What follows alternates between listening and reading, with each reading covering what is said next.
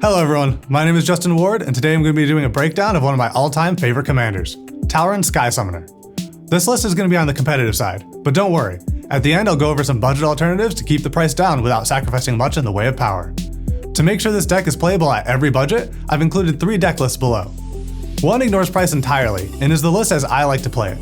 Another is a more budget-friendly list that is comparable in price to a top-tier standard deck. And the last deck list is entirely focused on budget. The core of the deck is the same as my most expensive list, but it can be bought for $100 or less. So let's get to it.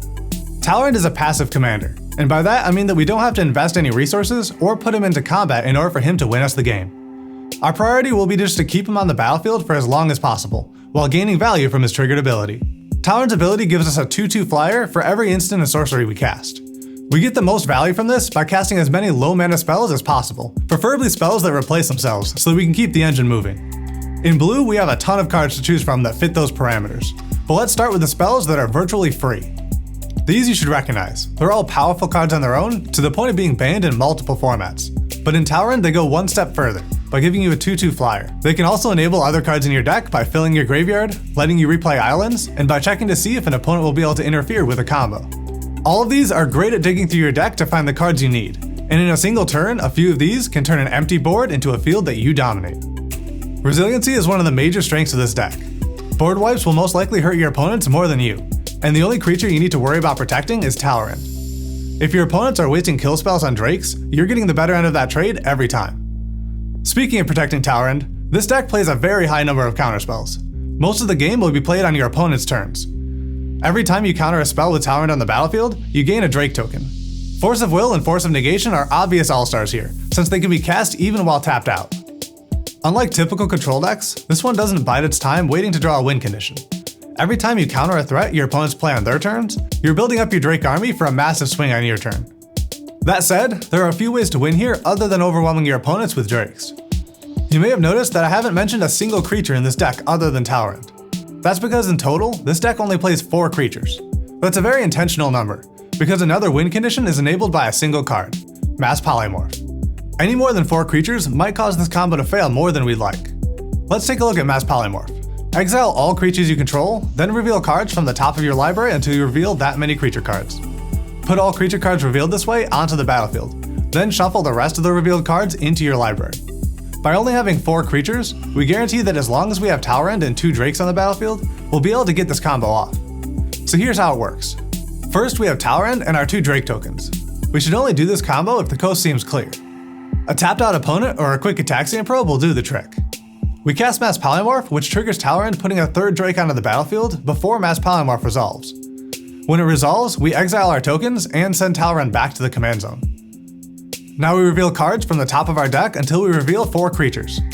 There are only 4 in the deck, so in a casual game to save time, you can just let your opponents look through your deck after you grab your creatures. The 4 creatures you just grabbed are Deadeye Navigator, Peregrine Drake, Archaeomancer, and Snapcaster Mage. If you want to make this combo function perfectly with only Talrand and 1 Drake, then you can take Snapcaster out of the deck. But Snapcaster is just so good in this deck that I feel it's worth losing a touch of consistency to keep him in. Anyway, at this point you probably see where I'm going, but I'll walk through it just to be sure we're all on the same page. You can stack your triggers however you want at this point. 99% of the time, it won't matter. For the sake of this demonstration, I'll have Peregrine Drake enter first, untapping 5 lands. Next, Deadeye Navigator comes in and soul bonds to Peregrine Drake. And then Archaeomancer comes in, grabbing an instant or sorcery out of your graveyard. You now can tap the 5 lands and use 2 of them to flicker Peregrine Drake, which untaps the 5 lands again. This nets you 3 mana each time, and is essentially infinite mana, but we'll be respectful and tell our opponents it's 3000 blue mana. Doesn't matter. You can then flicker Deadeye Navigator and soul bond him to Archaeomancer, and then return any number of instants and sorceries you want to your hand. This is where it gets fun. Play your Talrand again and start casting cantrips until you have all the Drakes you could want. Cast an extra turn spell, and attack your opponents before they get a chance to do anything about it. Brutal, right? Well, the second win condition is even more mean, and it can happen much earlier. It might also ruin friendships, your mileage may vary. Again, this combo hinges on just one specific card. This time, it's Opposition. If you're playing multiplayer, I'd hold onto this until a few people are knocked out of the game, or until you have a bunch of Drake tokens already. But if you're playing a 1v1 game, just drop this as fast as possible. You'll pretty much lock out the game from the start. You just need to get Talrand out with Opposition on the battlefield. With this strategy, you won't be attacking at all for a few turns. Your goal is to cast at least one instant or sorcery each turn, but bonus points if you can manage 2 or 3. So long as you're able to make 1 Drake for every land your opponent controls, you've already won the game. Most people will scoop at the point where your Drakes equal the number of lands they control. So with an aggressive hand, you can win by turn 4 if your opponent scoops. Like I said, this win condition is mean, so use at your own risk. Nobody likes to sit down for a game of Magic and have to scoop because they can't cast any spells. If you're playing in a Commander tournament though, go for it. It definitely scored me some wins at my local Commander League. Those are the 3 win conditions of the deck: controlling the game and winning fairly through attacking with Drakes, comboing with your creatures typically via mass Polymorph, and by locking your opponents out of the game with opposition. A deck doesn't operate on its win conditions alone though, so we've got a bunch of tools to keep our deck running smoothly. Let's take a look at some of the unsung heroes of this deck. This first card is one of my favorites because I've never run into anyone else playing it in Commander. Retraced Image. You reveal a card in your hand, and if it has the same name as a permanent in play, you can put the revealed card into play. It's completely understandable why so few people are running this card in Commander. Other than basic lands, you only have 1 of each card in your deck, so at a glance it seems pretty useless. What are the odds that an opponent is going to have a permanent of the same name as a card in your hand? Not great, but it does occasionally happen. However, that's not why it's here. What I love using it for is Blue Ramp. With this in your opening hand, you can play an island, cast this, and put a second island into play immediately. If you draw it late game, you can use it to recover from a gush faster, or as an alternate casting cost for Force of Will or Force of Negation. I've even used it alongside the infinite combo I mentioned earlier, to get infinite Drakes without having to draw cards when my opponent had a Nekasar in play. The card is only 70 cents, so if you've got a mono blue deck, seriously, give it a try. You can thank me later, or right now using the link below to buy a copy. Moving on, Scrying Sheets is in the deck to pull snowlands off the top of the library to improve draws, but it also gives you information about your next draw. So even if you don't hit a snowland, the activation wasn't a waste.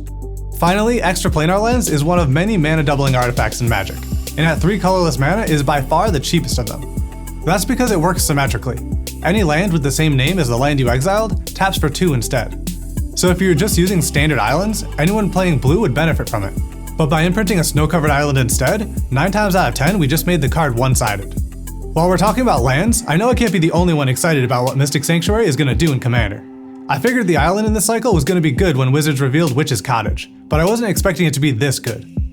Mystic Sanctuary can put miracle cards in the graveyard back on top of your library right where you need them, and can also enable repeated castings of Gush, Deprive, and Cryptic Command every turn.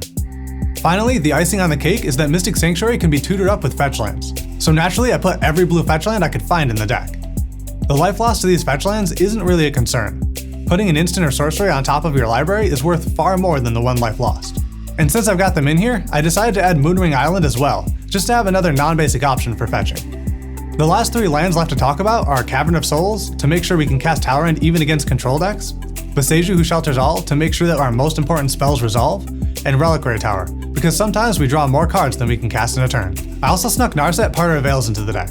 I haven't played with her much, so I may switch her back to the original Tamio after some testing, but we'll see. We've got a couple artifacts here as well.